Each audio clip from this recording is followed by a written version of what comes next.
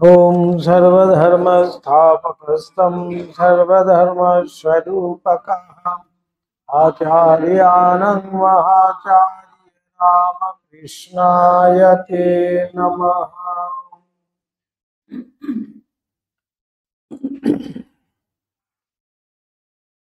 আমাদের হচ্ছিল গোপালের মা নিয়ে কথা। অঘরমণি দেবী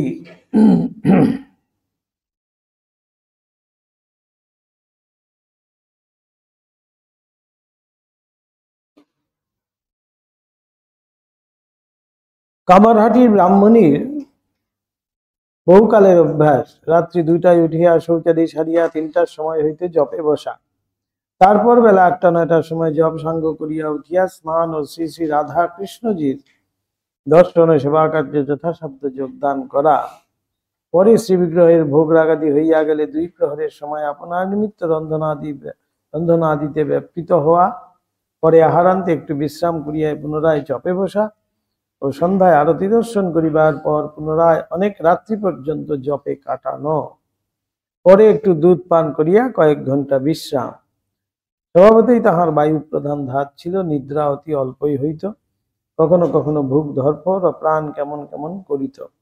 ঠাকুর শুনিয়া বলেন, ও তোমার হরিবাই, ওটা গেলে কি নিয়ে থাকবে, যখন অরূপ হবে তখন কিছু খেয়েও। ঠাকুর ঔষধও দিয়ে দিলেন। মহাচার্য তো তাই।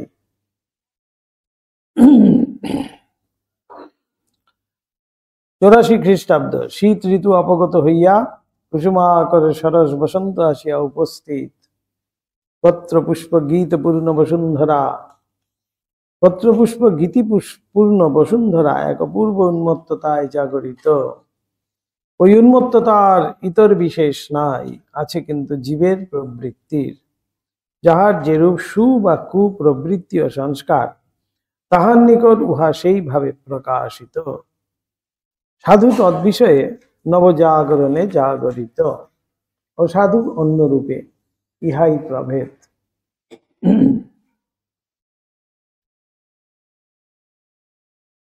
এই সময় কামারহাটির ব্রাহ্মণী একদিন রাত্রি 3টার সময় জপে বসিয়াছেন। জপ সাঙ্গ হইলে ইষ্টদেবতাকে জপ সমর্পণ করিবার আগে প্রাণায়াম করিতে আরম্ভ করিয়াছেন। এমন সময় দেখেন শ্রী শ্রী রামকৃষ্ণদেব তাহার নিকটে বাম দিকে বসিয়া রহিয়াছেন এবং ঠাকুর দক্ষিণ হস্তটি মুঠো করার মতো দেখা যাইতেছে। দক্ষিণেশ্বরে ঠাকুরকে যেমন দর্শন করেন এখনো ঠিক সেই রূপ স্পষ্ট জীবন্ত। ভাবিলেন, এ কি, এমন সময় ইনি কোথা থেকে কেমন করে হেতায় এলেন? গোপালের মা বলেন, আমি অবাক হয়ে তাকে দেখছি আর ওই কথা ভাবছি।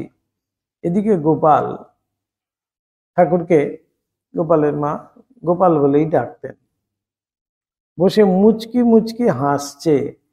তারপর সাহস ভরে বাঁ হাত দিয়ে যেমন গোপালের বাঁ হাতখানি ধরেছি, অমনি সে মূর্তি কোথায় গেল, আর তার ভিতর থেকে 10 মাসের সত্যকার গোপাল হাত দিয়া দেখাইয়া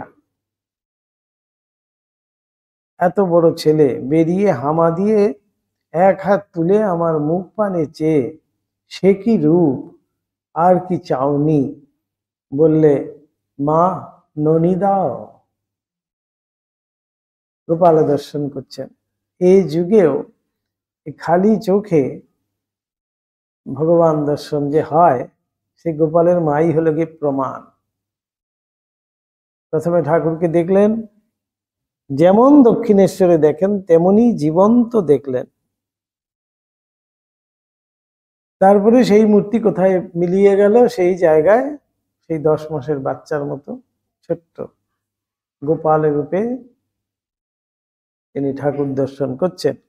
এবং সেই গোপাল শুধু দেখছেন তা নয়, হামা দিয়ে তার কাছে এগিয়ে এসে হাত তুলে বলছে, মা ননি দাও। আমি তো দেখে শুনে একেবারে অজ্ঞান, সে এক চমৎকার কারখানা। চিৎকার করে কেঁদে উঠলুম।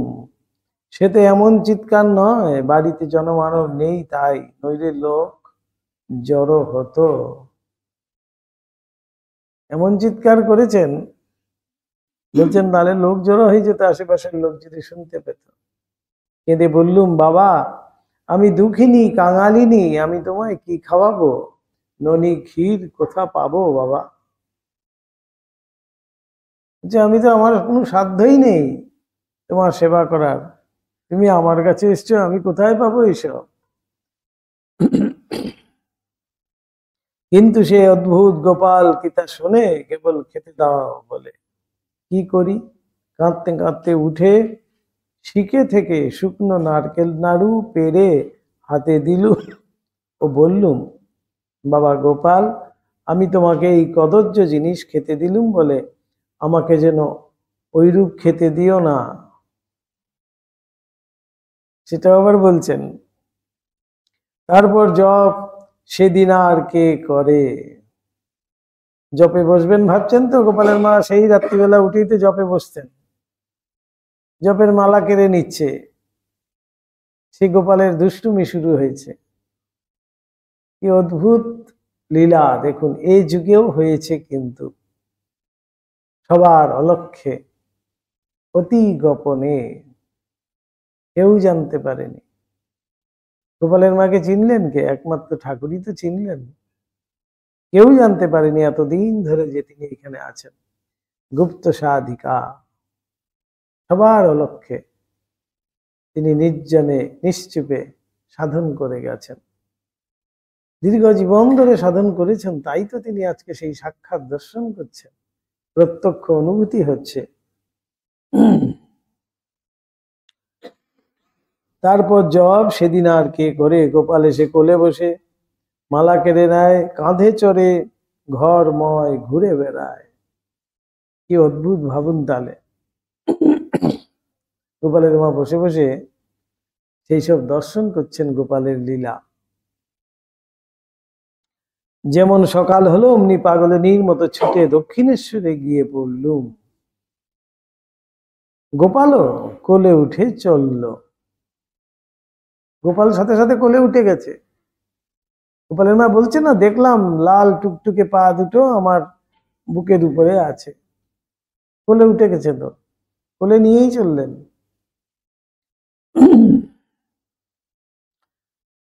কাঁধে মাথা রেখে এক হাত গোপালের পাছায় ও এক হাত পিঠে দিয়ে বুকে ধরে সমস্ত পথ চললুম। যেমন মায়েরা বাচ্চাদেরকে নিয়ে যায়, ঠিক তেমনি করেই তিনিও কিন্তু এসছেন। স্পষ্ট দেখতে লাগলুম গোপালের লাল টুকটুকে পা দুখানি আমার বুকের উপর ঝুলছে। কি অদ্ভুত দর্শন ভাবুন তো। এই চিত্র যদি আমরা মনে মনে ভাবি, তাহলে আমাদেরও দর্শন হয়ে যায়।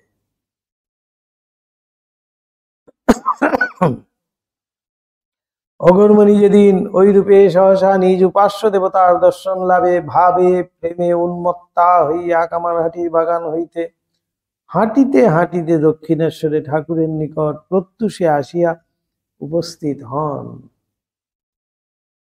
কোথায় কামারহাটি, কোথায় দক্ষিণেশ্বর ভাবন। সেখান থেকে হাঁটতে হাঁটতে গোপালকে কোলে নিয়ে পাগলিনীর মতো দক্ষিণেশ্বরে, সেই প্রত্যুষে মানে সেই রাত থাকতে সেখান থেকে রওনা হয়েছেন। এসে ঠাকুরের কাছে দক্ষিণেশ্বরে উপস্থিত।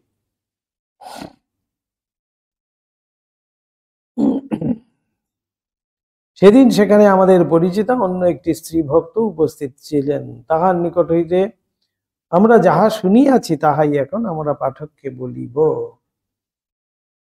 জগৎ মহারাজ এখানে লিখছেন, তিনি যা সাক্ষাৎ দেখেছেন গোপালের মাকে, সেই দিনের গোপালের মায়ের রূপ, গোপালের মায়ের অবস্থা, তার থেকে যেরকম শুনেছে এখন এরকম করে লিখছে, বলবো আমাদেরকে বলছেন। আমি তখন ঠাকুরের ঘরটি ঝাটপাট দিয়ে পরিষ্কার করছি। যেই যার থেকে শুনছেন তিনি বলছেন, বেলা 7টা কি 7:30 হবে। এমন সময় শুনতে পেলুম বাইরে কে গোপাল গোপাল বলে ডাকতে ডাকতে ঠাকুরের ঘরের দিকে আসছে। গলার আওয়াজটা পরিচিত, ক্রমেই নিকট হতে লাগলো। চেয়ে দেখি গোপালের মা। এলোথেলো পাগলের মতো, দুই চক্ষু যেন কপালে উঠেছে, আঁচলটা ভুঁইয়ে লুটোচ্ছে, কিছুতেই যেন ভ্রুক্ষেপ নাই। এমনি ভাবে ঠাকুরের ঘরে পূর্ব দিককার দরজাটি দিয়ে ঢুকছে। ঠাকুর তখন ঘরের ভিতর ছোট তক্তপোষখানির উপর বসেছিলেন। ঠাকুর সব জানে, ওইখানে আকর্ষণ করেছেন, ওইখানে এসে হাজির হয়েছে, এমন আকর্ষণ। গোপালের মাকে ওই রূপ দেখে আমি তো একেবারে হাঁ হয়ে গেছি, তিনি বলছেন ওই ভদ্রমহিলা। এমন সময় তাকে দেখে ঠাকুরেরও ভাব হয়ে গেল। গোপালের মায়ের ওই ভাবস্থ অবস্থাতেই তিনি তো এসছেন, গোপালের মায়েরও ভাব হয়েছে। গোপালের মাকে দেখে এবার ঠাকুরেরও ভাব হয়ে গেছে। ইতোমধ্যে গোপালের মা এসে ঠাকুরের কাছে বসে পড়ল এবং ঠাকুরও ছেলের মতো তার কোলে গিয়ে বসলেন। কি কাণ্ড দেখুন, কি সব লীলা।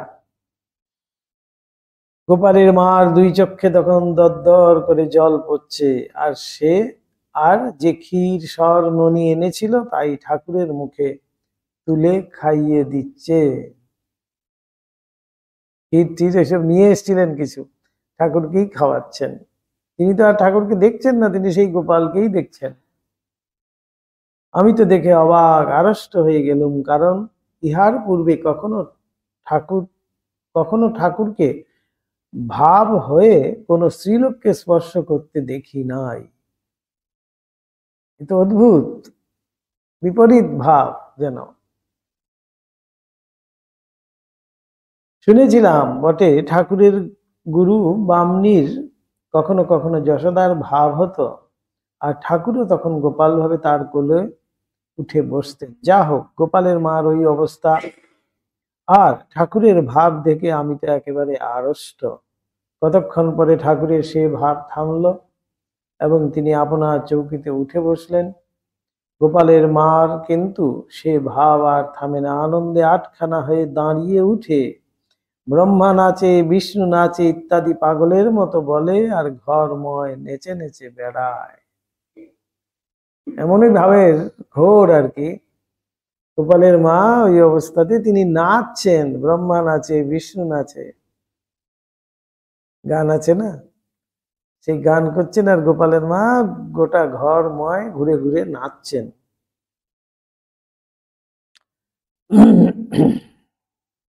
ঠাকুর তাই দেখে হেসে আমাকে বললেন, দেখো দেখো, আনন্দে ভরে গেছে। ঠাকুর তাকে দেখাচ্ছেন আবার ঈশ্বরীয় আনন্দ, এমন অনুভব, এমন আনন্দে একেবারে মন প্রাণ ভরে গেছে। ওর মনটা এখন গোপাল লোকে চলে গেছে। বাস্তবে কি ভাবে গোপালের মার ওই রূপ দর্শন হতো, ও যেন আরেক মানুষ হয়ে যেত। আরেকদিন খাওয়ার সময় ভাবে প্রেমে গদগদ হয়ে আমাদের সকলকে গোপাল বলে নিজের হাতে ভাত খাইয়ে দিয়েছিল।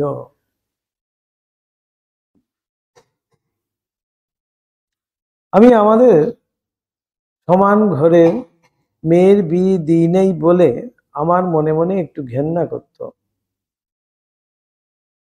ওনাকে সবাই একটু ঘেন্নাই করতো, কিন্তু যেহেতু সমান ঘরে বিয়ে দেওয়া হয়নি বলে। সেদিন তার জন্যই বা গোপালের মার কত অনুনয় বিনয়, বললে আমি কি আগে জানি যে তোর ভিতর এতখানি ভক্তি বিশ্বাস? সেই দিন তাকে পর্যন্ত খাইয়েছেন।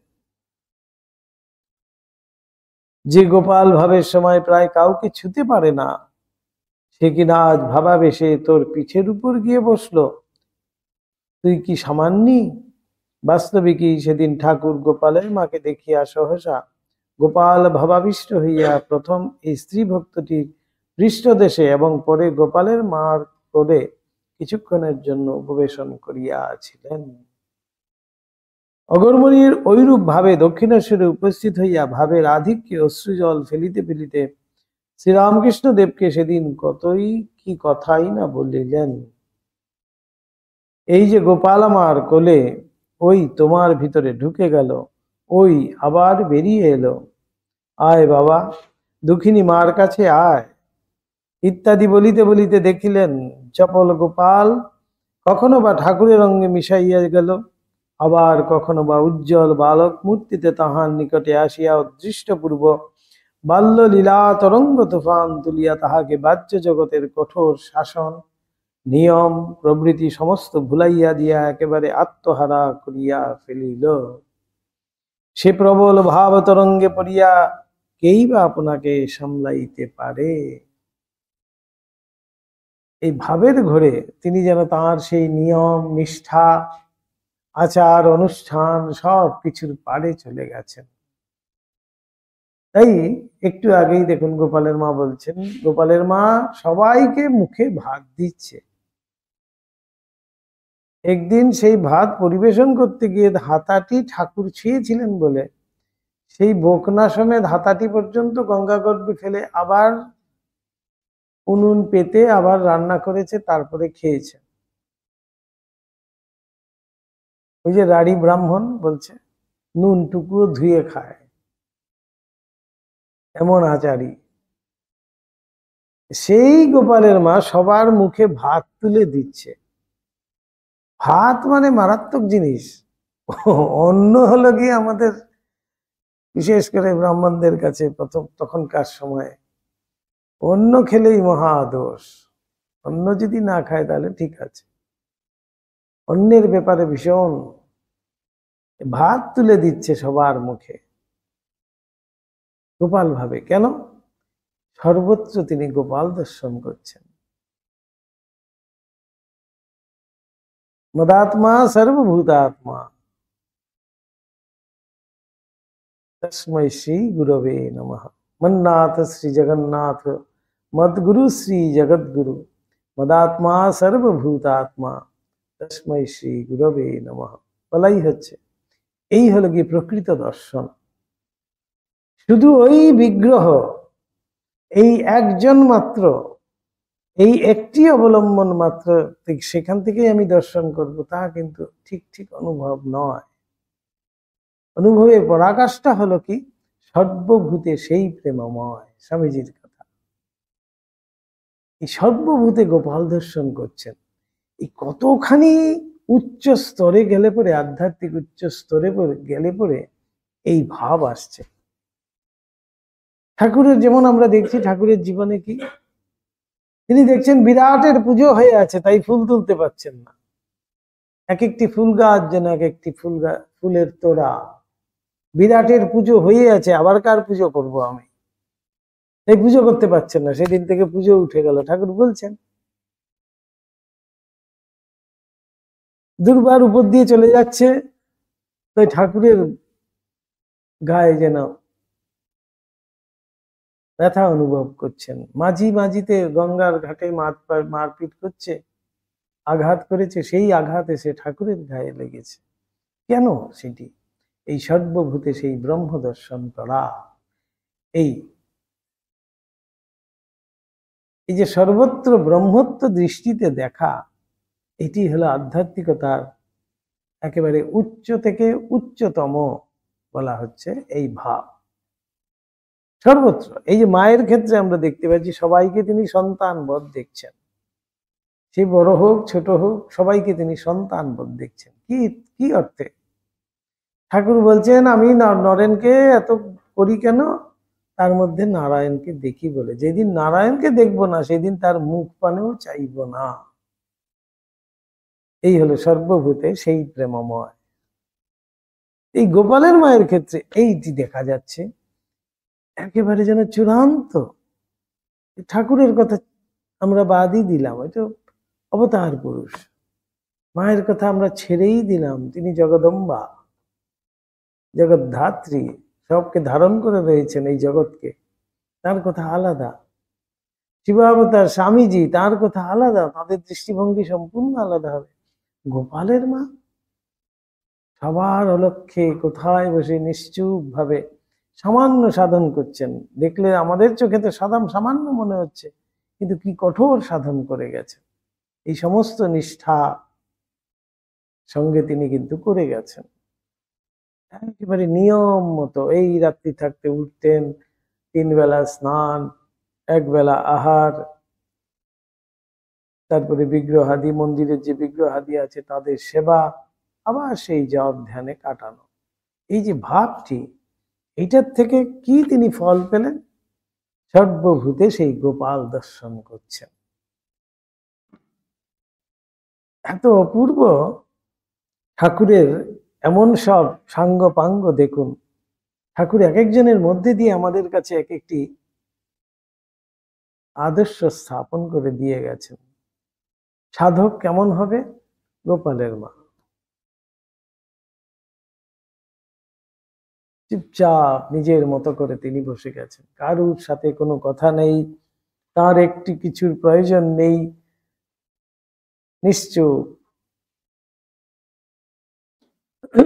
তাই বলছেন, এমন ভাবে দেখছেন, ঠাকুরকে বলছেন, ওই তোমার ভিতর ঢুকে গেল, ওই আবার বেরিয়ে এলো, আয় বাবা দুঃখিনী মার কাছে আয়, ইত্যাদি বলিতে বলিতে দেখিলেন চপল গোপাল কখনো বা ঠাকুরের অঙ্গে মিশাইয়া গেল, আবার কখনো বা উজ্জ্বল বালক মূর্তিতে তাহার নিকটে আসিয়া অদৃষ্টপূর্ব বাল্যলীলা তরঙ্গ তুফান তুলিয়া তাহাকে বাহ্য জগতের কঠোর শাসন নিয়ম প্রভৃতি সমস্ত ভুলাইয়া দিয়া একেবারে আত্মহারা করিয়া ফেলিল।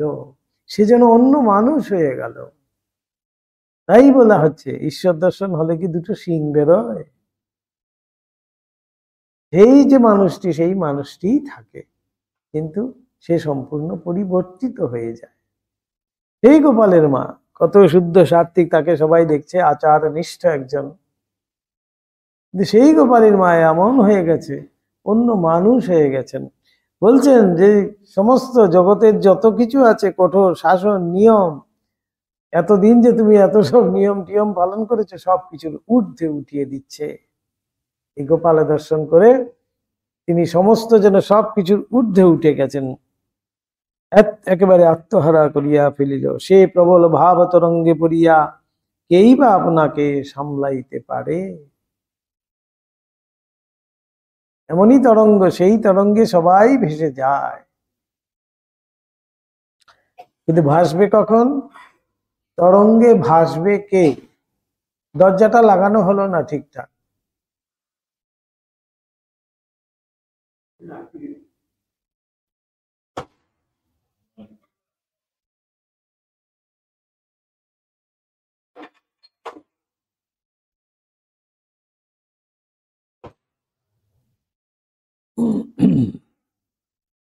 এখানে বলছে, এই যে ভাবতরঙ্গে পড়িয়া কেই বা আপনাকে সামলাইতে পারে। এই ভাবতরঙ্গ, তরঙ্গ মানে ঢেউ, ঢেউয়ে কি ভাসে? যে হালকা। একটা পাথর দিলে কি আর ঢেউয়ে ভাসবে? তাই সে হালকা হতে হবে। হালকা মানেই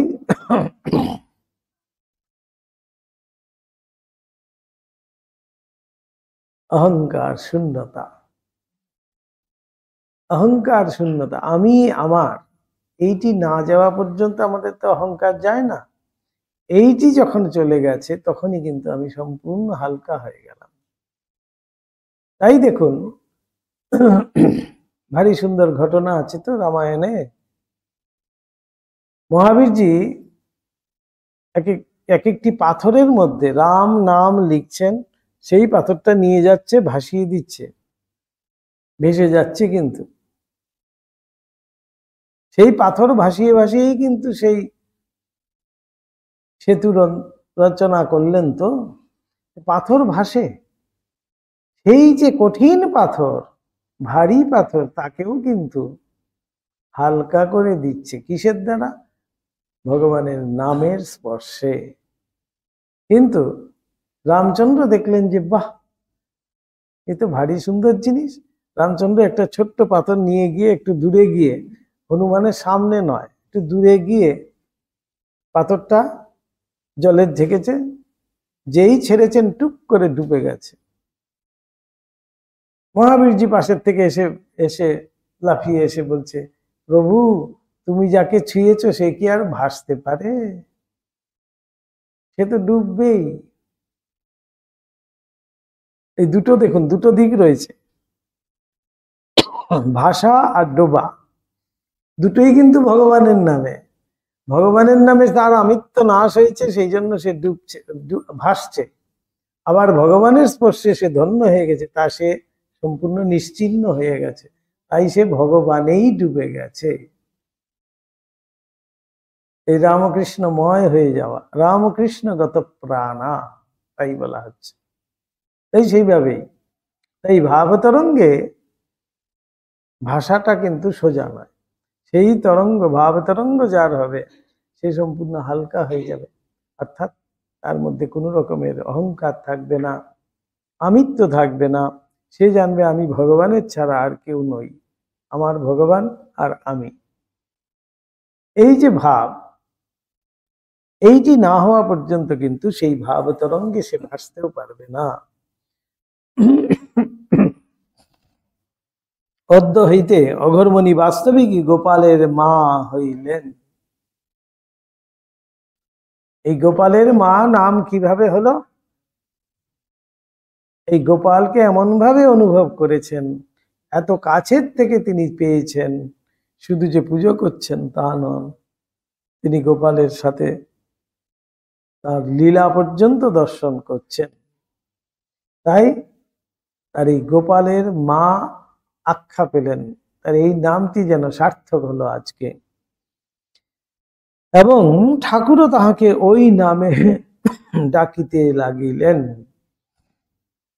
গোপালের মায়ের নামেই তিনি আমাদের কাছে পরিচিত। অঘরমণি দেবী অনেকেই কিন্তু নাম জানেন, কিন্তু গোপালের মা বললে অনেকেই চেনেন।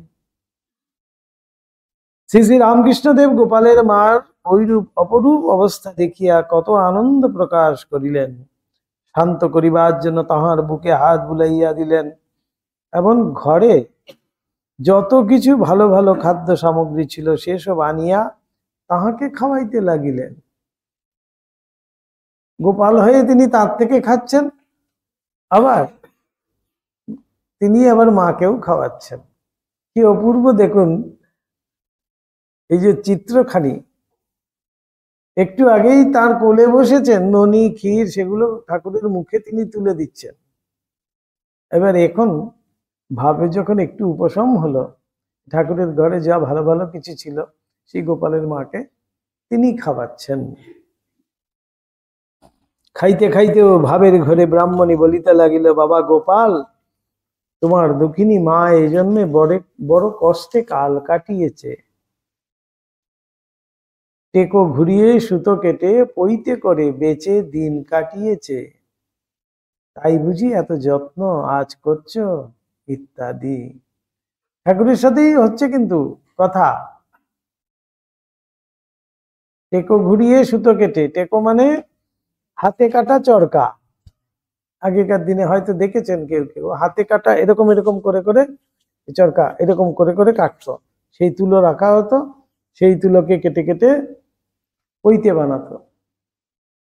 ব্রাহ্মণদের ঘরেই সেই পইতে পাওয়া যেত, তারা সেই পইতে বিক্রি করে যা 2 পয়সা আসতো সেটা দিয়েই তাদের চলতো।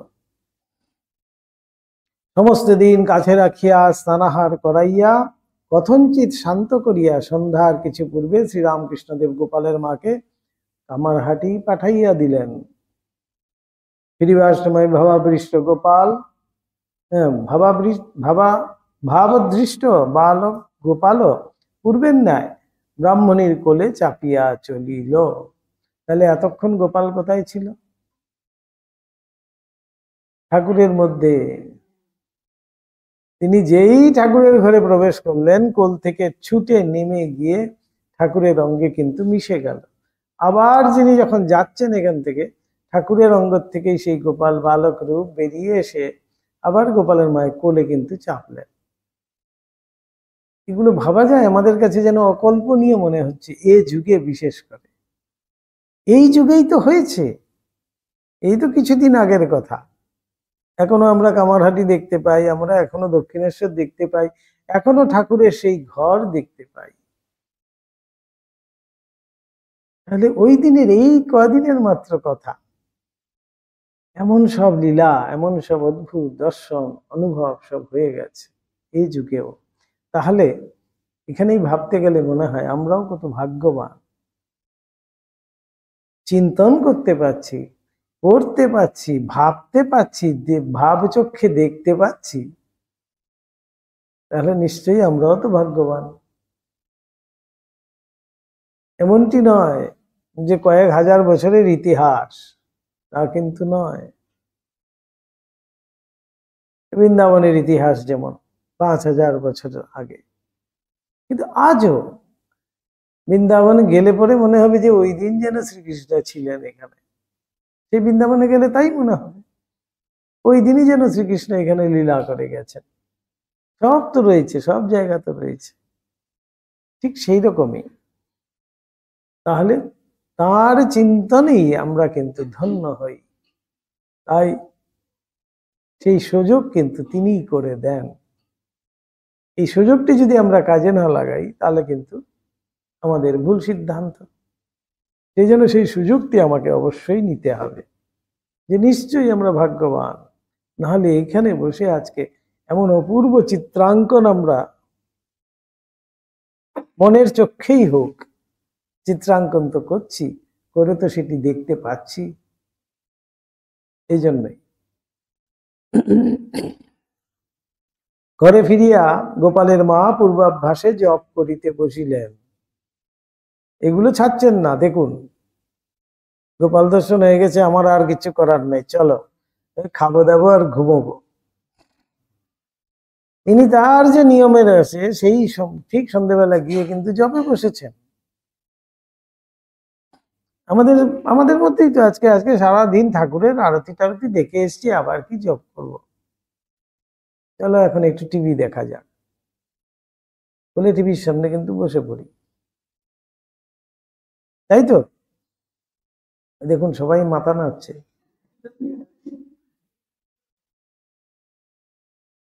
মানে অনেকক্ষণ ঠাকুরের কাছে ছিলাম, অনেক ঠাকুরের নাম নিয়েছি, আবার কি এখন ঠাকুরের নাম নেব, ভাবটা তো আমাদের অনেক সময় এরকম চলে আসে। কিন্তু একটা রিল্যাক্সড মুডে আমাদের হয়ে যায়।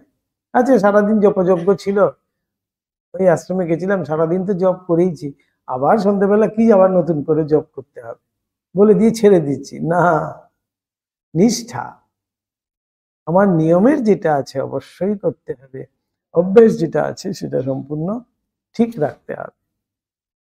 এখানেই বলা হচ্ছে নিষ্ঠা।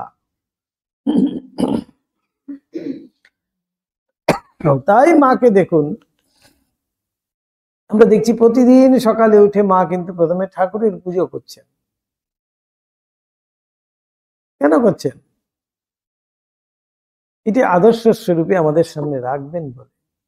মা তো বলতে পারতেন আমার আবার কি দরকার, আমি মন্ত্র দিচ্ছি, আমি আবার ঠাকুরের পুজো করব কি, আমি তো ঠাকুর হয়ে আছি, আমি আবার জপ করব কেন, পুজো করব কেন?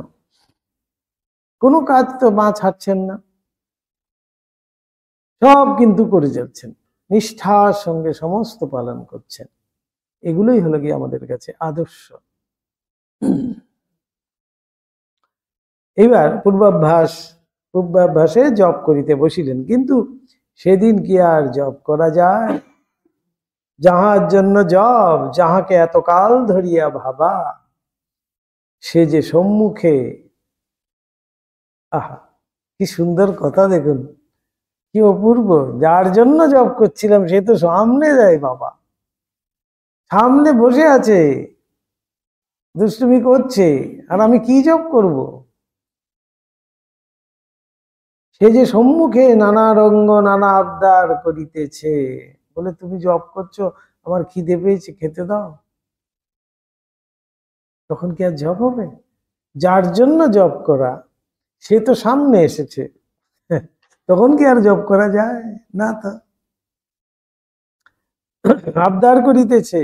ব্রাহ্মণী শেষে উঠিয়া গোপালকে কাছে লইয়া তক্তপোষের উপর বিছানায় শয়ন করিল। ব্রাহ্মণীর যাহাতে তাহাতে শয়ন, খুব কঠিন, ছোট্ট বিছানা একটা ছিল, কঠিন বিছানা, সামান্য কিছু উপাদানও নেই তাতে, বলছেন মাথায় দিবার একটা বালিশও ছিল না, একটা বালিশও নেই মাথায় দেওয়া। আরো কত সুন্দর দর্শন দেখুন এখানে। এখন শয়ন করিয়াও নিষ্কৃতি নাই, গোপাল শুধু মাথায় শুইয়া খুদ খুদ করে। শুধু মাথায় শুয়েছে তো, তার তো বালিশ চাই, পাশ বালিশ চাই, তোষক চাই, কত কিছু চাই গোপালের। কারণ গোপাল তো খালি মাথায় শুয়েছে, এখন খুদ খুদ করছে। অগত্যা ব্রাহ্মণী আপনার বাম বাহু পরি গোপালের মাথা রাখিয়া তাহাকে কোলের গোড়ায় শোয়াইয়া কত কি বলিয়া ভুলাইতে লাগিল। হাতের উপরে মাথাটা রেখে গোপালের কোলের দিকে টেনে তাকে অনেক কিছু করে বোঝাচ্ছে। কি বোঝাচ্ছে? যে বাবা, কালকে আমি গিয়ে ভালো করে একটি বালিশ বানিয়ে আনবো, তোমাকে দেব। এই যে বলছে, বাবা আজ এইরকম শো, রাত পোয়ালেই কাল কলকাতা গিয়ে ভূতকে, অর্থাৎ সেই গিন্নির মেয়ে, বলে তোমায় বিচি ঝেড়ে বেছে নরম বালিশ করিয়ে দেব ইত্যাদি। কাপাস তুলার মধ্যে বীজ থাকে না, বীজগুলো, সেই বীজ না তুললে আবার মাথায় লাগবে। বাচ্চাদের জন্য করলে বিশেষ করে সেই বীজ ঝেড়ে বীজকে বেছে সেই তুলোটা, খালি তুলো থাকবে, সেই তুলোতে বালিশ করে দেয়। তাই ব্রাহ্মণী বলে যাচ্ছে গোপালের সাথে এইসব কথোপকথন। ভাবুন, পূর্বেই বলিয়াছি গোপালের মা নিজ হস্তে রন্ধন করিয়া গোপালকে উদ্দেশ্যে খাওয়াইয়া পরে নিজে খাইতেন। পূর্বোক্ত ঘটনার পর দিন সকাল সকাল রন্ধন করিয়া সাক্ষাৎ গোপালকে খাওয়াইবার যখন বাগান হইতে শুষ্ক কাষ্ঠ কুড়াইতে গেলেন, সে গোপালে ছুটেছে সেই ছোট্ট ছোট্ট হাতে, সেও দুটো একটা করে কাঠ কুড়িয়ে আনছে। কি অপূর্ব দর্শন ভাবুন। এইরূপে মায়ে পয়ে কাঠ কুড়ানো হইল। তাহার পর রান্নার সময় দুরন্ত গোপাল কখনো কাছে বসিয়া কখনো পিঠের উপর পড়িয়া সব দেখিতে লাগিল, কত কি বলিতে লাগিল, কত কি আবদার করিতে লাগিল। ব্রাহ্মণীয় কখনো মিষ্ট কথায় তাহাকে ঠান্ডা করিতে লাগিলেন, কখনো বকিতেও লাগিলেন। এমন সম্পর্ক হয়েছে, যেমন ভালোবাসছেন শুধু, আবার তাহাকে বকছেনও, শাসনও করছেন। পূর্বোক্ত ঘটনার কিছুদিন পর গোপালের মা একদিন দক্ষিণেশ্বরে আসিয়াছেন। ঠাকুরের সেই সাক্ষাৎ করিয়া নহবতে, যেখানে শ্রী শ্রী মাতা ঠাকুরানী থাকিতেন, যাইয়া জপ করিতে বসিলেন। নিয়মিত জপ সাঙ্গ করিয়া প্রণাম করিয়া উঠিতেছেন, এমন সময় দেখিলেন ঠাকুর পঞ্চবটী হইতে ওই স্থানে আসিয়া উপস্থিত হইলেন। ঠাকুর গোপালের মাকে দেখিতে পাইয়া বলিলেন, তুমি এখনো এত জপ করো কেন? দেখুন, এই আবার আরেকটি জায়গায় এসে গোপালের মায়ের আবার একটা অনুভব হবে। তোমার তো খুব হয়েছে, অর্থাৎ দর্শনাদি, যার জন্য জপ করা সেই তো তোমার সাথে সাথে ফিরছে, তোমার সাথে কত আবদার করছে, তুমি তাকে ভালোবাসছো, শাসন করছো, আবার কি আবার জপ করবে তো? তুমি এত জপ করো কেন? ঠাকুর এবার প্রশ্ন করেছে। গোপালের মা, জপ করব না? আমার কি সব হয়েছে? ঠাকুর বলছেন, সব হয়েছে। গোপালের মা, সব হয়েছে? ঠাকুর, হ্যাঁ সব হয়েছে। গোপালের মা, বলো কি সব হয়েছে? এত সরল, দেখুন, কি হতে হবে সেটাও জানেন না।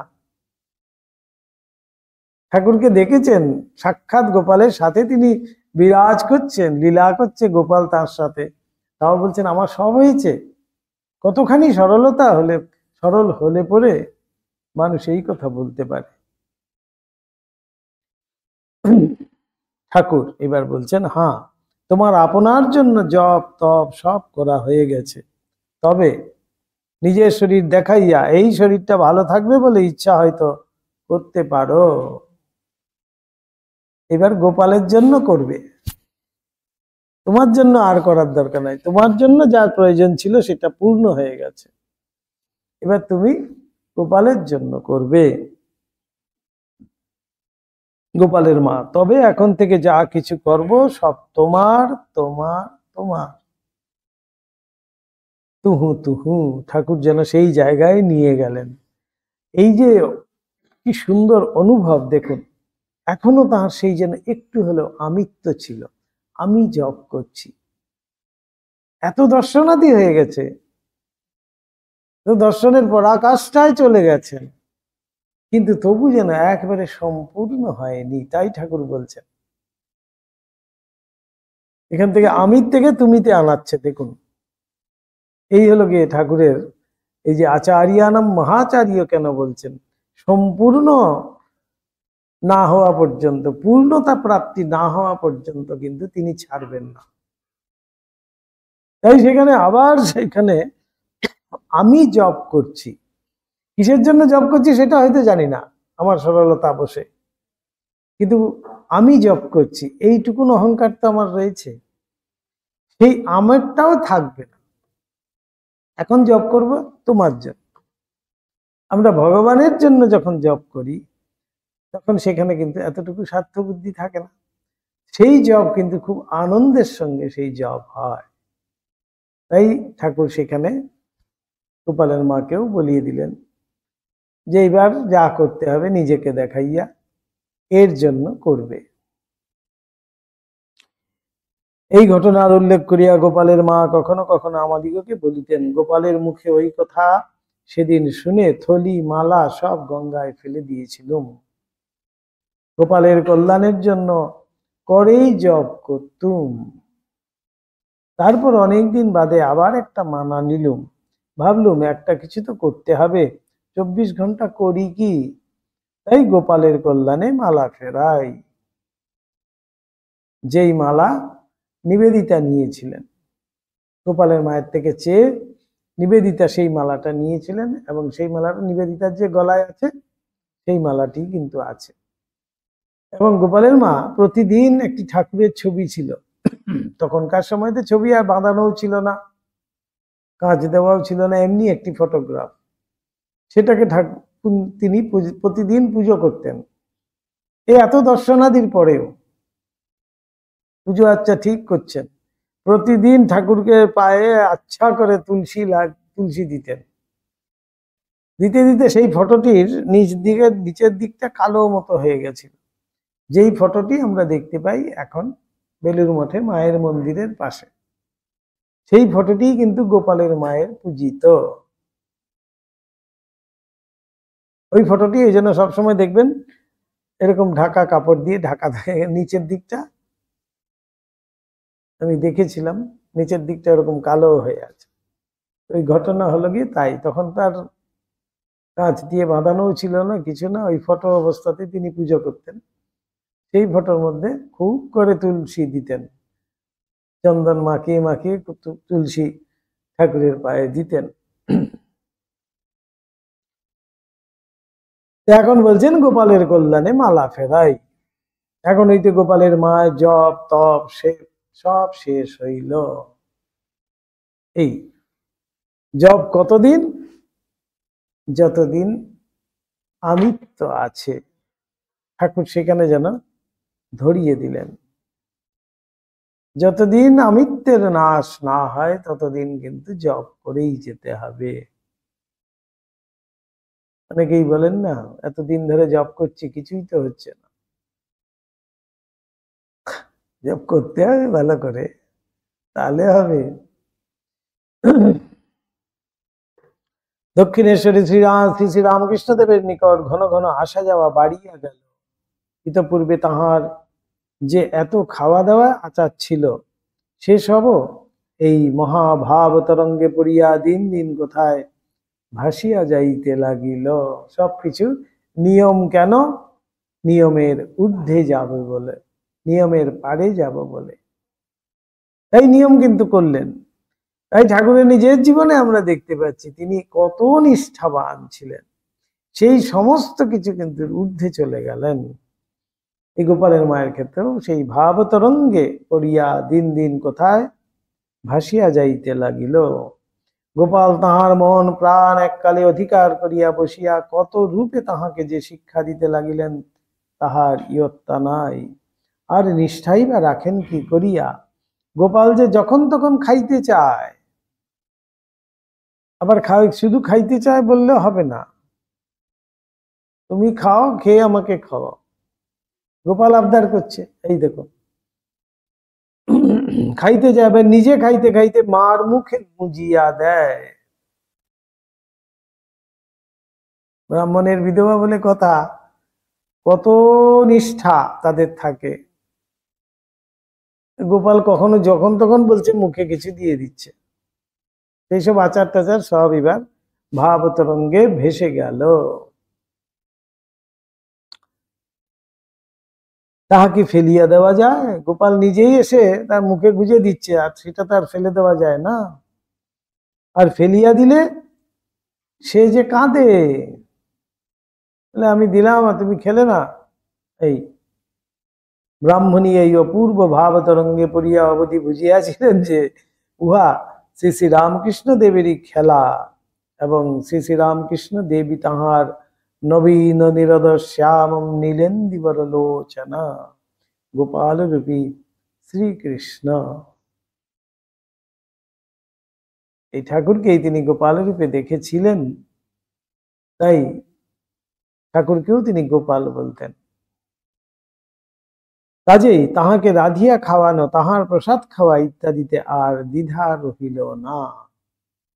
ঠাকুরকে রেঁধে খাওয়াতেন তিনি মায়ের সাথে বসে ওই নহবতে। এই রূপে অনবরত 2 মাস কাল কামারহাটির ব্রাহ্মণী গোপাল রূপী শ্রীকৃষ্ণকে দিবারাত্র বুকে পিঠে করিয়া একসঙ্গে বাস করিয়াছিলেন। ভাবরাজ্যে এইরূপ দীর্ঘকাল বাস করিয়া চিন্ময় নাম, চিন্ময় ধাম, চিন্ময় শ্যাম এর প্রত্যক্ষ উপলব্ধি ও দর্শন মহাভাগ্যবানেরই সম্ভবে। যে মহাভাগ্যবান তারই কিন্তু এই ভাব আসে, এই দর্শন আসে। কি?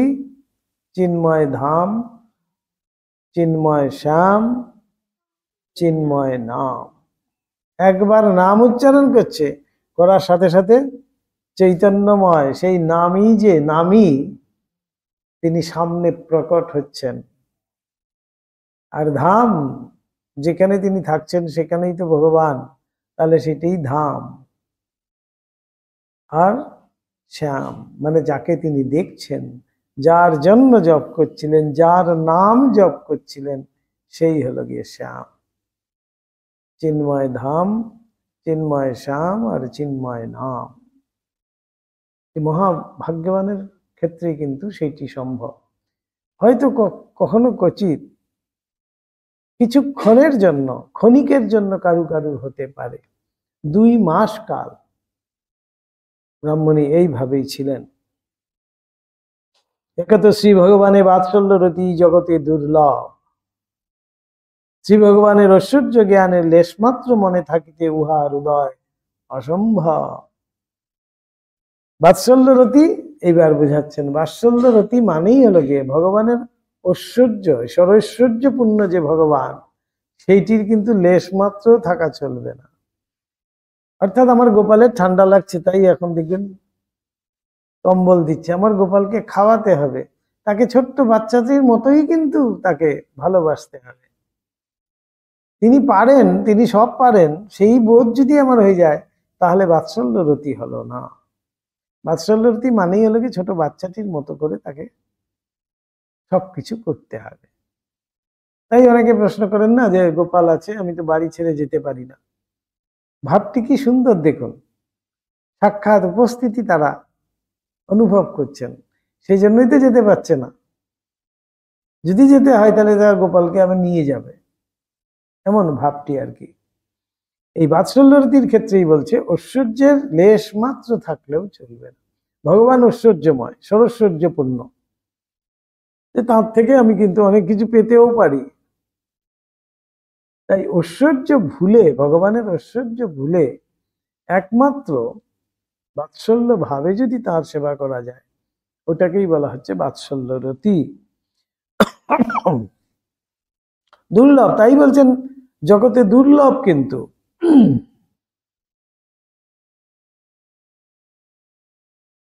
শ্রী ভগবানের ঐশ্বর্য জ্ঞানের লেশমাত্র মনে থাকিতে উহার উদয় অসম্ভব। তাহার উপর সেই রতি ঐকান্তিক নিষ্ঠা সহায়ে ঘনীভূত হইয়া শ্রী ভগবানের এইরূপ দর্শন লাভ করা যে আরো কত দুর্লভ তাহা সহজে অনুমিত হইবে। প্রবাদ আছে, কলৌ জাগর্তি গোপাল, কলৌ জাগর্তি কালিকা। তাই বোধ হয় অদ্যাপি শ্রী ভগবানের এই দুই ভাবের এইরূপ জ্বলন্ত উপলব্ধি কখনো কখনো দৃষ্টিগোচর হয়। ঠাকুরের ক্ষেত্রে দেখা যাচ্ছে কালিকা, তিনি সর্বত্র মাকে দেখছেন। তিনি জানেন আমার মা, আমি কিছু জানি না, আমি মায়ের ছেলে, এই একটি ভাব। আর গোপালের মা দেখছেন যে গোপাল আমার ছেলে, তাকে আমার খাওয়াতে হবে, পড়াতে হবে। তাই ওই শুকনো নাড়ু দিয়ে বলছেন যে বাবা এই কদর্যটি দিলাম, তাহলে তুমি যেন আমাকে কদর্যটি দিও না, তাকে বলছেন আবার। তাই বলে অদ্যাপি শ্রী ভগবানের এই দুই ভাবের এইরূপ জ্বলন্ত উপলব্ধি কখনো কখনো দৃষ্টিগোচর হয়। শ্রী শ্রী রামকৃষ্ণদেব গোপালের মাকে বলিয়াছিলেন, তোমার খুব হয়েছে, কলিতে এরূপ অবস্থা বরাবর থাকলে শরীর থাকে না। বোধহয় ঠাকুরের ইচ্ছাই ছিল বাৎসল্য রতির উজ্জ্বল দৃষ্টান্ত স্বরূপ এই দরিদ্র ব্রাহ্মণীর ভাবপুত শরীর লোকহিতায় আরো কিছুদিন এ সংসারে থাকে। পূর্বোক্ত 2 মাসের পর গোপালের মায়ের দর্শনাদি পূর্বাপেক্ষা অনেকটা কমিয়া গেল। তবু একটু স্থির হইয়া বসিয়া গোপালের চিন্তা করিলেই পূর্বের ন্যায় দর্শন পাইতে লাগিলেন। তখন এতটা আর নয়, একেবারে সাথে সাথে যে ফেরা সেইটি আর পেতেন না, কিন্তু বসে যদি চিন্তা করতেন তখনই কিন্তু তিনি পেয়ে যেতেন। এবার আসছে ভক্ত সঙ্গে শ্রীরামকৃষ্ণ 85 পূর্ণযাত্রা গোপালের মায়ের শেষ কথা। গোপালের মায়ের সাথে বলরাম বোসের বাড়ির থেকে আসবেন, ঠিক গোপালের মা পুটলি নিয়ে আসবে, ঠাকুর বারে বারে দেখবেন, গোপালের মা খুব ভয় পাবেন, এসে মাকে বলবেন মা কি সুন্দর প্র্যাকটিক্যাল বুদ্ধি দিচ্ছেন, এগুলো আসবে। অনন্যশ্চিন্তয়ন্ত মাং ये जना पर्युपासते तेषां नित्याभियुक्तानां योगक्षेमं বহামি অহম। যোগ আর ক্ষেম, আমি এই দুটো বহন করি, আমি তার দায়িত্ব নেই, ভগবান স্বয়ং অঙ্গীকার করছেন। কামারারি ব্রাহ্মণীর গোপালরূপী শ্রী ভগবানের দর্শনের কিছুকাল পরে রথের সময় ঠাকুর কলকাতায় শুভাগমন করিয়াছেন। বাগবাজারের বলরাম বসুর বাটিতে ভক্তদের ভিড় লাগিয়াছে। বলরাম বাবু আনন্দে আটখানা হইয়া সকলকে সমুচিত আদর অভ্যর্থনা করিতেছেন। বসুজ মহাশয় পুরুষানুক্রমে বনিয়াদি ভক্ত, এক পুরুষে নয়, ঠাকুরের কৃপাও তাহার তৎ পরিবারবর্গের উপর অসীম। ঠাকুরের শ্রীমুখ হইতে শোনা। একসময় ঠাকুরের শ্রী শ্রী চৈতন্যদেবের সংকীর্তন করিতে করিতে নগর প্রদক্ষিণ করা দেখিবার স্বাদ হইলে ভাবাবস্থায় তদ্দর্শন হয়, সে এক অদ্ভুত ব্যাপার। অসীম জনতা, হরিনামে উদ্দাম উন্নততা, আর সেই উন্মাদ তরঙ্গের ভিতর উন্মাদ শ্রী গৌরাঙ্গের উন্মাদনী আকর্ষণ। সেই অপার জনসংঘ ধীরে ধীরে দক্ষিণেশ্বরী উদ্যানের পঞ্চবটির দিক হইতে ঠাকুরের ঘরের সম্মুখ দিয়া অগ্রে চলিয়া যাইতে লাগিল। ঠাকুর বলিতেন, উহারি ভিতর যে কয়েকখানি মুখ ঠাকুরের স্মৃতিতে চির অঙ্কিত ছিল, বলরাম বাবুর ভক্তি জ্যোতিপূর্ণ স্নিগ্ধোজ্জ্বল মুখখানি তাহাদের অন্যতম।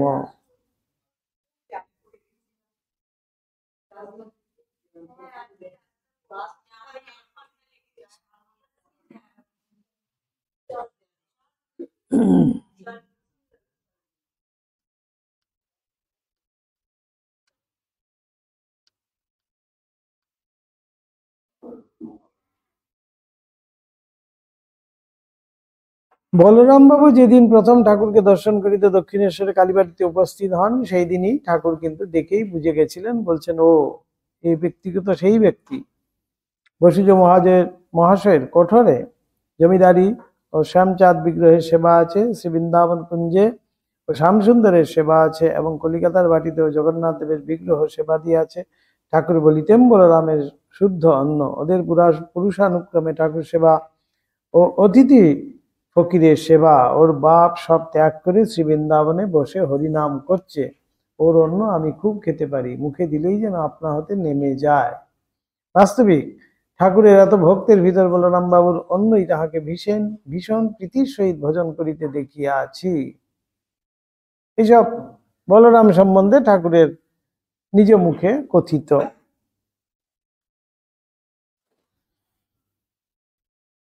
এবার যেখানটায় আসছে দেখুন,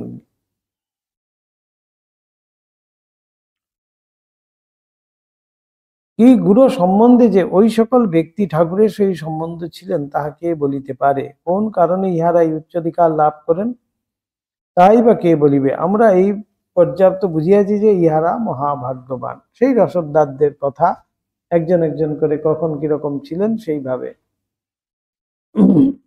তো লীলায়, ভগবানের লীলায় এরকম সহায়ক এনারা হন।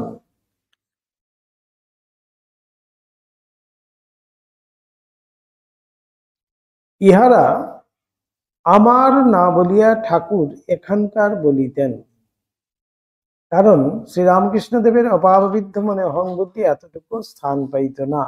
এখানকার সেবা করেছেন সেই রসদদাররা, এটি ঠাকুর বলতেন। তো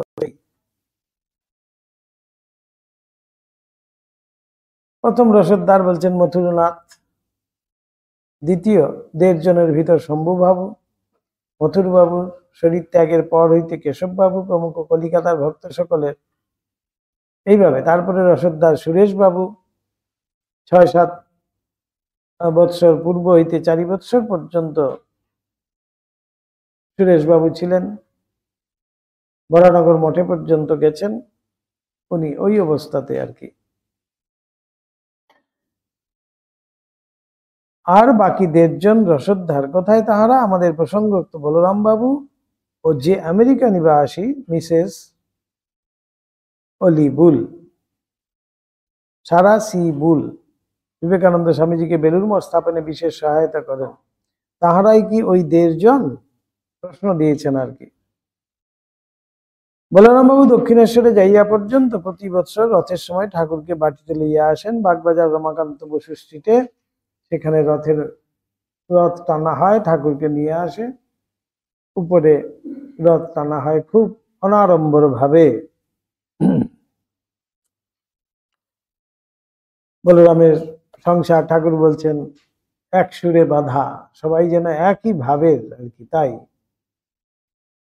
জগন্নাথের সেবা সেই রথের সময় রথ টানা হইতো, এগুলোই বলছেন। চক মিলান বারান্দায় চারিদিকে ঘুরিয়া ঘুরিয়া টানা হইতো, একজন কীর্তনিয়া আসতো, তারা কীর্তন গাইতো খুব অনাড়ম্বর ভাবেই, কিন্তু শুদ্ধ সাত্ত্বিক। ঠাকুর বলছেন না, সাত্ত্বিক পুজো যেমন হয় তেমনটি। এবার আজকের যে ঘটনা, যেটা গোপালের মায়ের নিয়ে হচ্ছে, সেখানটায় এসছি আমরা।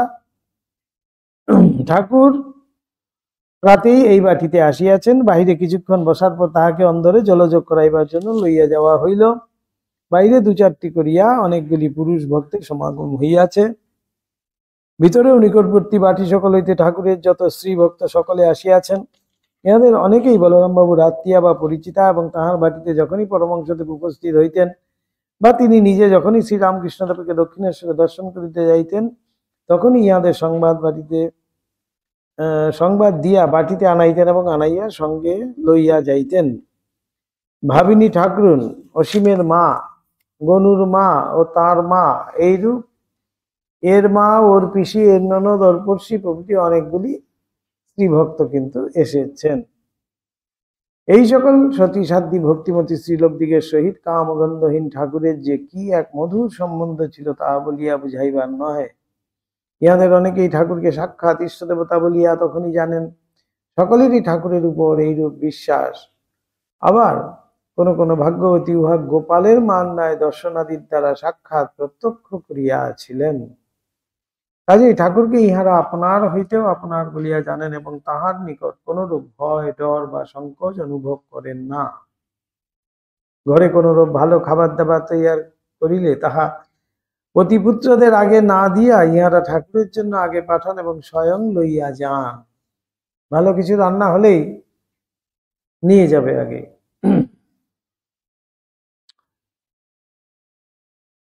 এইসব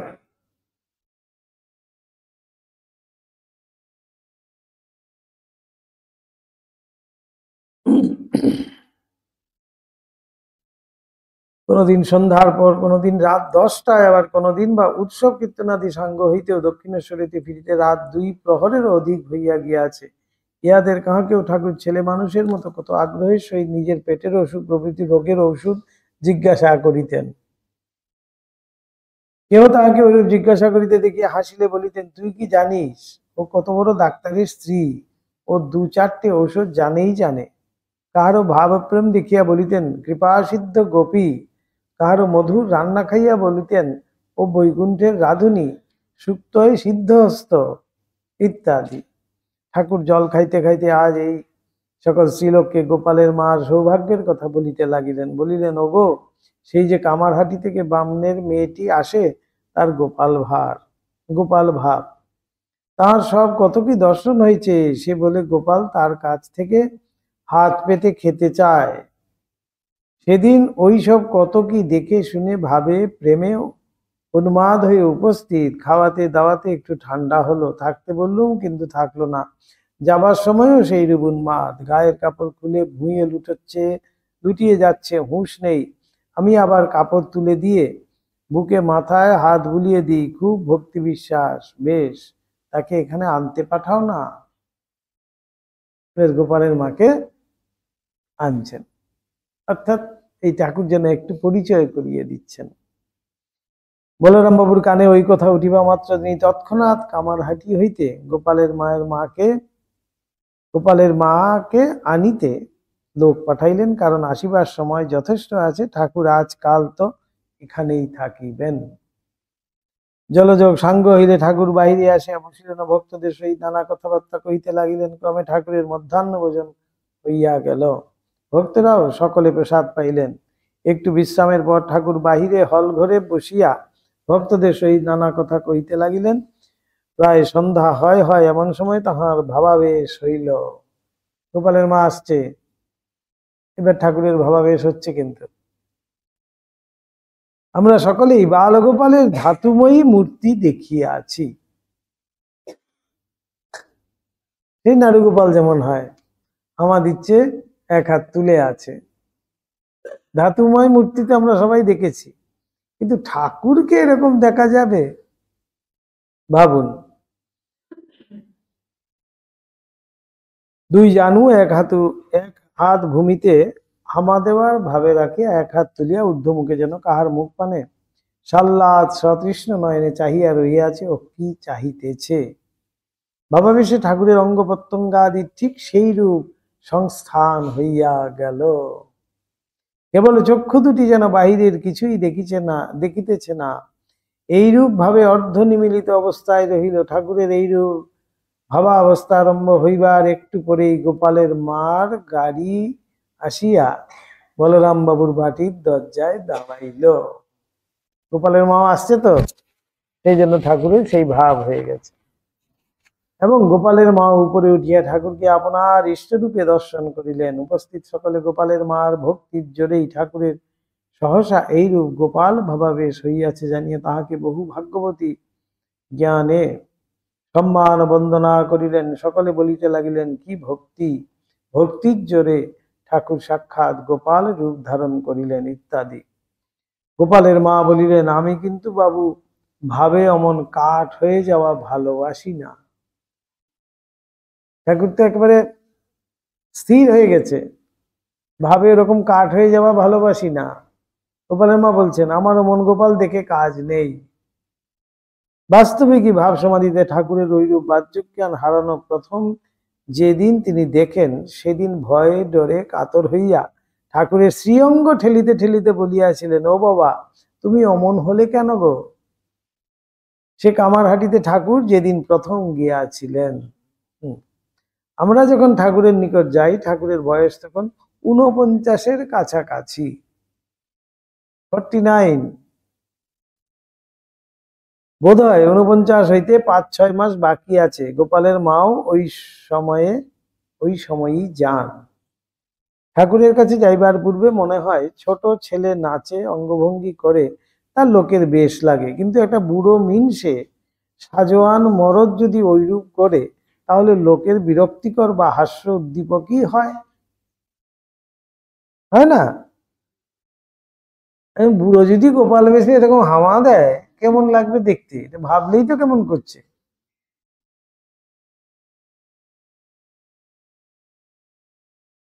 একটা বাচ্চা ছেলে হামা দিচ্ছে, এই দেখো দেখো দেখো গোপালের মতো। একটা বুড়ো যদি হামা দেয়, কেউ বলবে গোপালের মতো? অর্থাৎ গোপাল সম্বন্ধে আমাদের একটা ধারণা রয়েছে, তাই তো? কিন্তু এইখানে দেখুন কি অদ্ভুত একটা ভাব, দেখুন।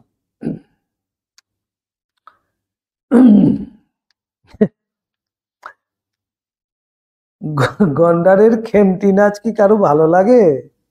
স্বামী বিবেকানন্দ বলিতেন, কিন্তু ঠাকুরের কাছে আসিয়া দেখি সব উল্টো ব্যাপার। আমাদের সাধারণ বুদ্ধিতে কিন্তু তাই, সাধারণ দৃষ্টিতে কিন্তু তাই, কিন্তু ঠাকুরের কাছে গিয়ে সমস্ত উল্টো। ঠাকুর যখন মেয়ের মতো থাকছেন, বোঝাই যাচ্ছে না ইনি স্ত্রী না পুরুষ। তাহলে গোপালতে আর ঠাকুরের কত সময় লাগবে? মহা জাদুকর, যা কিছু করতে পারেন।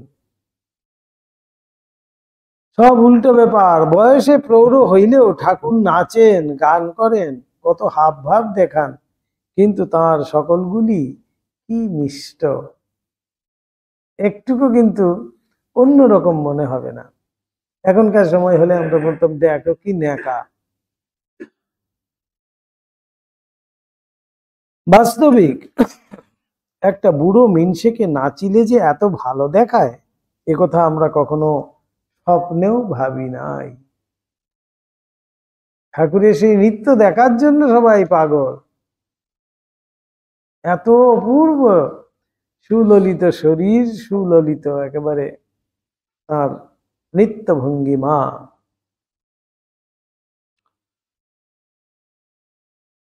গিরিশবাবু এ কথাটি বলিতেন। আজ বলরাম বাবুর বাড়িতে এই যে তাঁর বালক গোপাল ভাবাবেশে অঙ্গ প্রত্যঙ্গের সংস্থান, বাল গোপালের ন্যায় হইল, তাহাই বা কত সুন্দর। কেন যে ঐরূপ সুন্দর বোধ হইত, তাহা তখন বুঝিতাম না। কেবল সুন্দর ইহাই অনুভব করিতাম। এখন বুঝি যে, যে ভাব যখন তাহার ভিতরে আসিত, তাহা তখন পুরোপুরি আসিত। তাহার ভিতর এতটুকু আর অন্য ভাব থাকিত না, এতটুকু ভাবের ঘরে চুরি বা লোক দেখানো ভাব থাকিত না। এই লোক দেখানো ভাব নেই বলেই সম্পূর্ণ তিনি কিন্তু সেই শিশুর মতোই কিন্তু হয়ে যেতেন।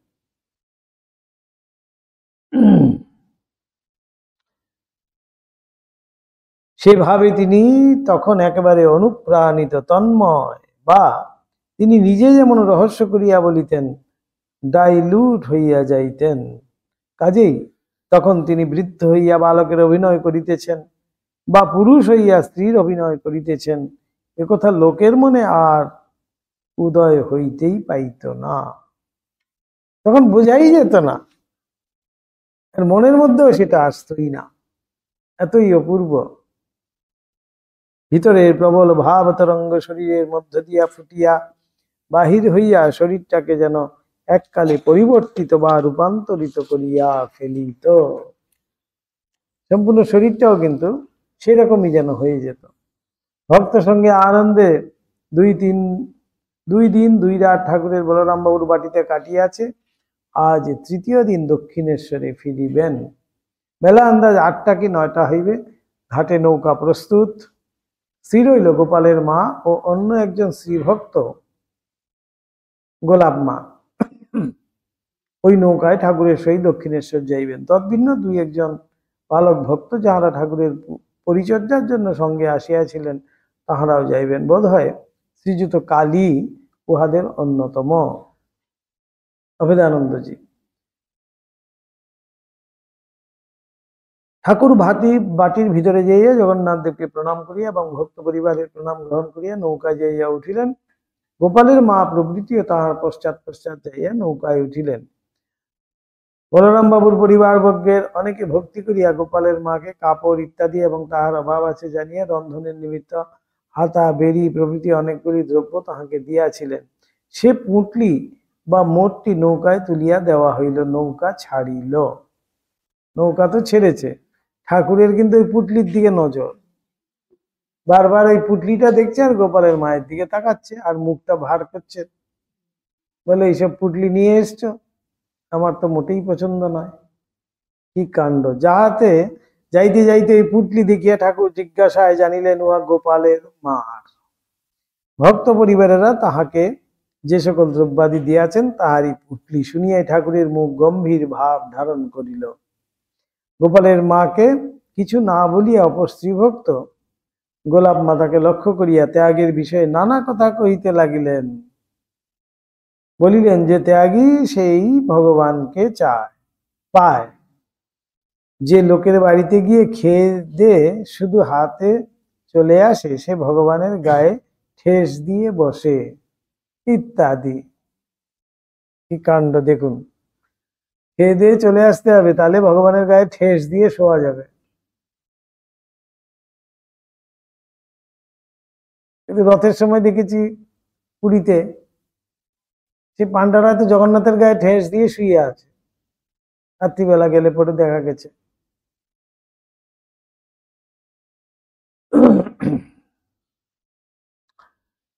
এইবার ঠাকুর এসব বৈরাগ্য উদ্দীপক কথা গোলাপ মাকে বলছেন। সেদিন যাইতে যাইতে ঠাকুর গোপালের মায়ের সহিত একটি কথাও কহিলেন না, আর বারবার ওই পুটলির দিকে দেখিতে লাগিলেন। ঠাকুরের ওই ভাব দেখিয়া গোপালের মার মনে হইতে লাগিল পুটলিটা গঙ্গার জলে ফেলিয়া দিই।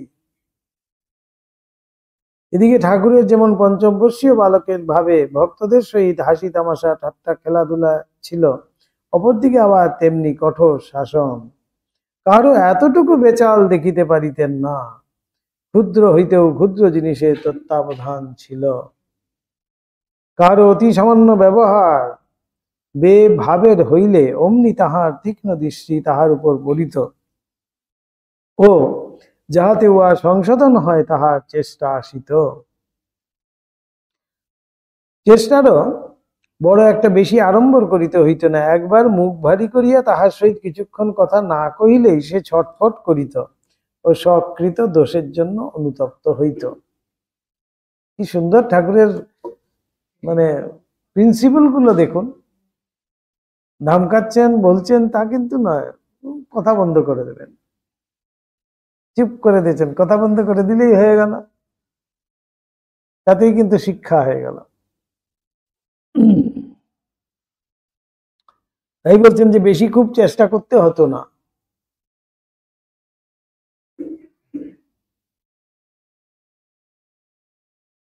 তাহাতেও যে নিজের ভুল না শোধরাইত, ঠাকুরের শ্রীমুখ হইতে দুই একটি সামান্য তিরস্কারই তাহার মতি স্থির করিতে যথেষ্ট হইত। অদ্ভুত ঠাকুরের প্রত্যেক ভক্তের সহিত অদৃষ্টপূর্ব ব্যবহার ও শিক্ষাদান এইরূপেই চলিত। প্রথম অমানুষী ভালোবাসায় তাহার হৃদয়ে সম্পূর্ণরূপে অধিকার, তাহার পর যাহা কিছু বলিবার কহিবার দুই চারি কথায় বলা বা বুঝানো।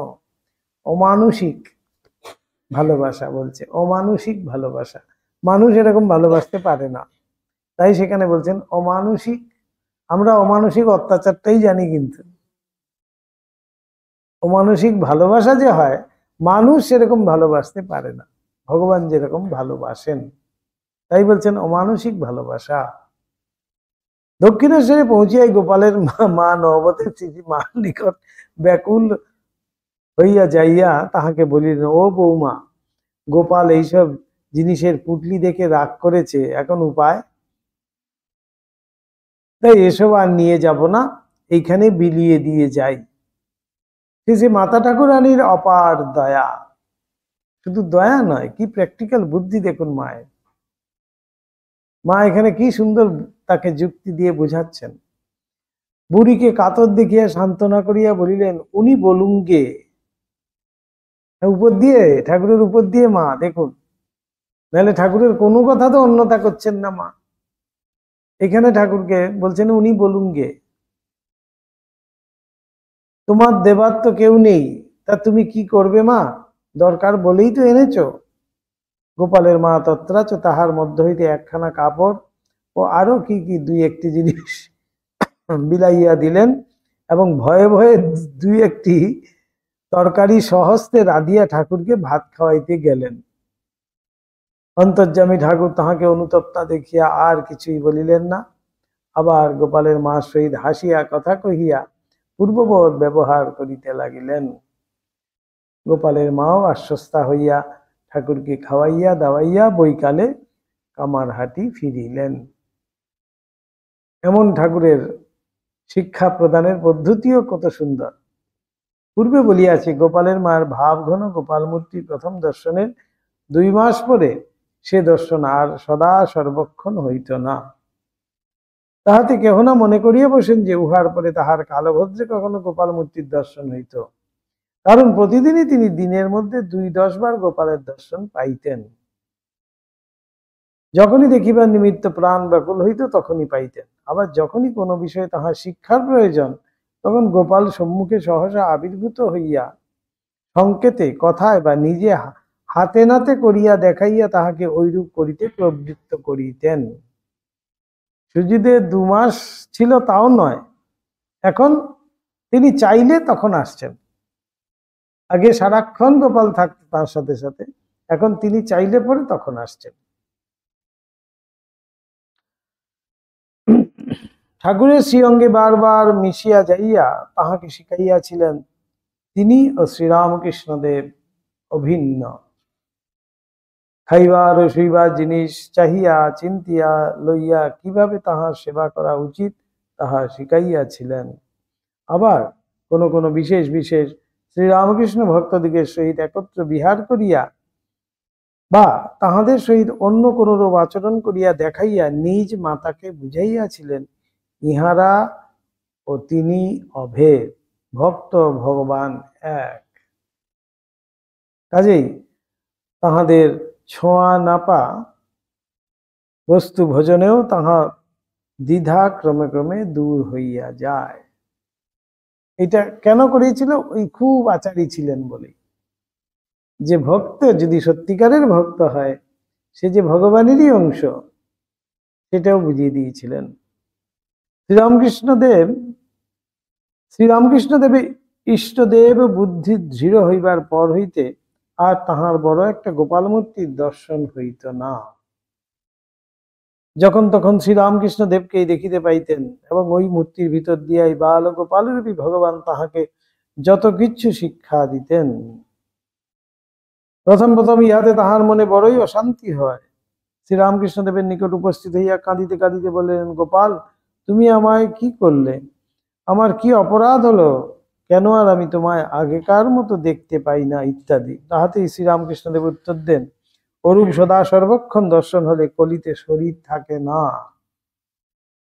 21 দিন মাত্র শরীরটা থেকে তারপর শুকনো পাতার মতো ঝরে পড়ে যায়। বাস্তবিক প্রথম দর্শনের পর 2 মাস গোপালের মা সর্বদাই একটা ভাবের ঘরে থাকিতেন। রান্না বাড়া স্নান আহার জপ ধ্যান প্রভৃতি যাহা কিছু করিতেন সব যেন পূর্বের বহুকালের অভ্যাস ছিল ও করিতে হয় বলিয়া তাহার শরীরটা অভ্যাস বসে আপনা আপনি ওই সকল কোন রকমে সারিয়া লইত এই পর্যন্ত। কিন্তু তিনি নিজে সদা সর্বক্ষণ যেন একটা বিপরীত নেশার ঝুঁকে থাকিতেন। কাজেই এভাবে শরীর আর কদিন থাকে? 2 মাসও যে ছিল ইহাই আশ্চর্য। 2 মাস পরে সে নেশার ঝোঁক অনেকটা কাটিয়া গেল, কিন্তু গোপালকে পূর্বের ন্যায় না দেখিতে পাওয়ায় আবার এক বিপরীত ব্যাকুলতা আসিল। বায়ু প্রদান ধাত, বায়ু বাড়িয়া শরীরে বুকের ভিতর একটা দারুণ যন্ত্রণা। তাই ঠাকুর বলেছিলেন, ও তোমার গোপাল ভাই, ও গেলে কি নিয়ে থাকবে? ও থাকা ভালো, যখন বেশি কষ্ট হবে তখন কিছু খাবে। কি সুন্দর ঠাকুর ওষুধও দিয়ে দিলেন। কলকাতা হইতে আমরা মেয়ে পুরুষে অনেকে ঠাকুরকে যেমন দেখিতে যাইতাম, অনেকগুলি মারোয়ারি মেয়ে পুরুষও তেমনি সময়ে সময়ে দেখিতে আসিত। তাহারা সকলে অনেকগুলি গাড়িতে করিয়া দক্ষিণেশ্বরের বাগানে আসিত এবং গঙ্গা স্নান করিয়া পুষ্পচয়ন ও শিব পূজাদি সারিয়া পঞ্চবটিতে আড্ডা করিত। পরে ওই গাছতলায় উনুন খুঁড়িয়া ডাল, লেট্টি, চুরমা প্রভৃতি প্রস্তুত করিয়া দেবতাকে নিবেদন পূর্বক আগে ঠাকুরকে সেই সব খাবার দিয়া যাইত এবং পরে আপনারা প্রসাদ পাইত। ইহাদের ভিতর আবার অনেকে ঠাকুরের নিমিত্ত বাদাম, কিশমিশ, পেস্তা, ছোয়ারা, থালা, মিছরি, আঙ্গুর, বেদানা, পেয়ারা, পান প্রভৃতি লইয়া আসিত, তাহার সম্মুখে ধরিয়া দিয়া তাহাকে প্রণাম করিত। কারণ তাহারা আমাদের অনেকের মতো ছিল না। রিক্ত হস্তে সাধুর আশ্রমে ও দেবতার স্থানে যে যাইতে নাই, একথা সকলেই জানিত এবং সেই জন্য কিছু না কিছু লইয়াই আসিত। শ্রীরামকৃষ্ণদেব কিন্তু তাহাদের দুই একজনের ছাড়া ওই সকল মারোয়ারি প্রদত্ত জিনিসের কিছুই স্বয়ং গ্রহণ করিতেন না। সেগুলো সব তুলে রাখতেন, নরেনকে দিতেন, আবার গোপালের মাকেও কিন্তু দিতেন। এখানে বলছে এইসব কিসের, কোথা থেকে আনছে, মকদ্দমা, এই সেই এসব থেকে আসছে, এই জন্য ব্যবসা।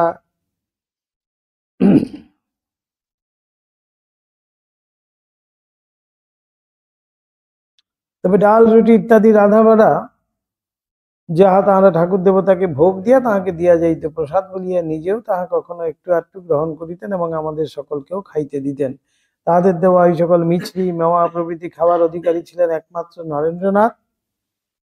ঠাকুর বলিতেন, ওর কাছে জ্ঞান অসি রয়েছে, খাপ খোলা তরোয়াল, ওসব খেলে কিছুই দোষ হবে না, বুদ্ধি মলিন হবে না। তাই ঠাকুর ভক্তদের ভিতর যাহাকে পাইতেন তাহাকে দিয়া ওইসব খাবার নরেন্দ্রনাথের বাড়িতে পাঠাইয়া দিতেন। যেদিন কাহাকেও পাইতেন না, সেদিন নিজের ভাতুষপুত্র মা কালীর ঘরের পূজারী রামলালকে দিয়েই পাঠাইয়া দিতেন। আবার রামলাল দাদার নিকট শুনিয়াছে, নিত্য নিত্য ওইরূপ লইয়া যাইতে পাছে রামলাল বিরক্ত হয়। তাই একদিন মধ্যাহ্ন ভোজনের পর রামলালকে জিজ্ঞাসা করিতেছেন, কিরে, তোর কলকাতায় কোনো দরকার নাই? কলকাতার দরকার থাকলে তাহলে পাঠাবো আর কি। রামলাল, আজ্ঞে, আমার কলকাতায় কি দরকার, তবে আপনি বলেন তো যাই। শ্রীরামকৃষ্ণ, না, তাই বলছিলাম, বলি অনেকদিন বেড়াতে টেড়াতে যাসনি, তাই যদি বেরিয়ে আসতে ইচ্ছা হয় থাকে, বেড়াতে পাঠাচ্ছেন ঠাকুর, তা একবার জানা যাস তো। ওই টিনের বাক্সয় পয়সা আছে, নিয়ে বরানগর থেকে শেয়ারের গাড়িতে করে যাস, তা না হলে রোদ লেগে অসুখ করবে। আর ওই মিছরি বাদামগুলো নরেন্দ্রকে দিয়ে আসবি, ও তার খবরটা নিয়ে আসবি, সে অনেকদিন আসেনি, তার খবরের জন্য মনটা আঁটুপাটু করছে। রামলাল দাদা বলেন, আহা, সে কত সংকোচ, পাছে আমি বিরক্ত হই, বলা বাহুল্য। রামলাল দাদা ওইরূপ অবসরে কলকাতায় শুভাগমন করিয়া ভক্তদের আনন্দ বর্ধন করিতেন। আজকেও সেরকম মারোয়ারি ভক্তরা এসছে।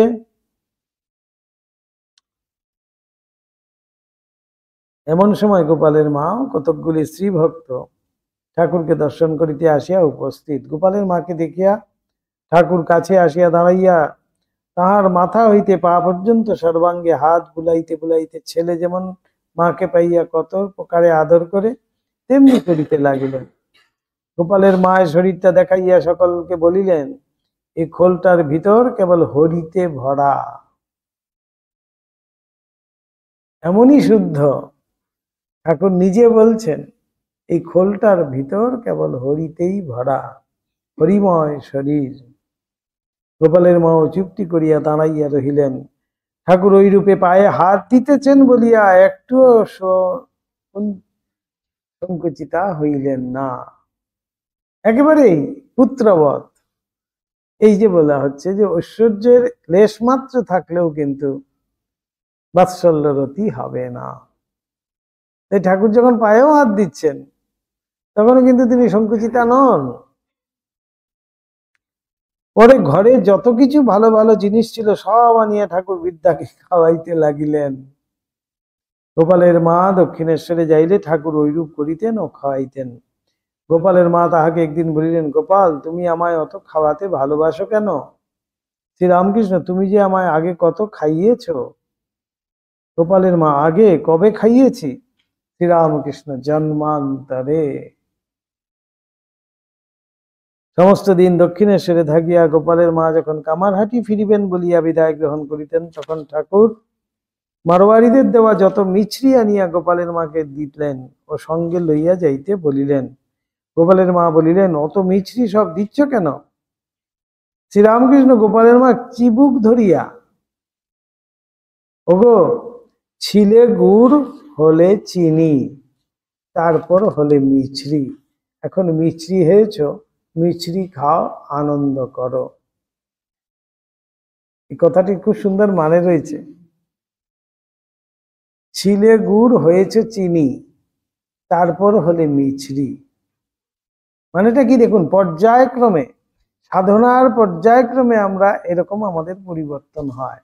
গুড় অর্থাৎ প্রথমে আখের রস থেকে গুড় হয়েছে, খুব প্রথম অবস্থা। গুড়কে জাল দিতে দিতে আরো রিফাইন করতে করতে, অর্থাৎ সাধন করতে করতে সাধনার আরো একটু উচ্চ মার্গে উঠলে পরে চিনি হলো।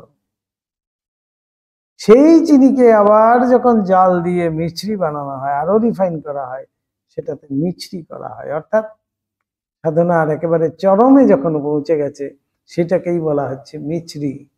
তাই এইবার মিছরি হয়েছে, মিছরি খাও, আনন্দ করো। এই যে বলেছেন, আপনাতে আপনি থেকো মন, যেও না কো কারো ঘরে।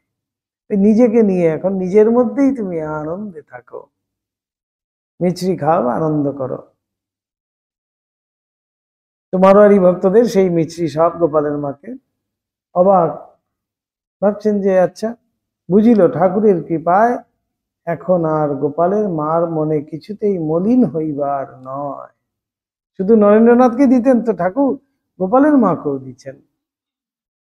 কেন? গোপালের মায়ের আর কিছু কিন্তু বুদ্ধি মলিন হওয়া, মন মলিন হওয়া, এইসব কোনো ভয় নেই। এটা পুরো হরিময় শরীর হয়ে গেছে, তো হরিতে ভরা। তাই সেখানে যাই কিছু পড়ুক না কেন, সেটা আবার তার মলিনতা আপনিই কেটে যাবে। তাই সেখানে দিলে অসুবিধে নেই।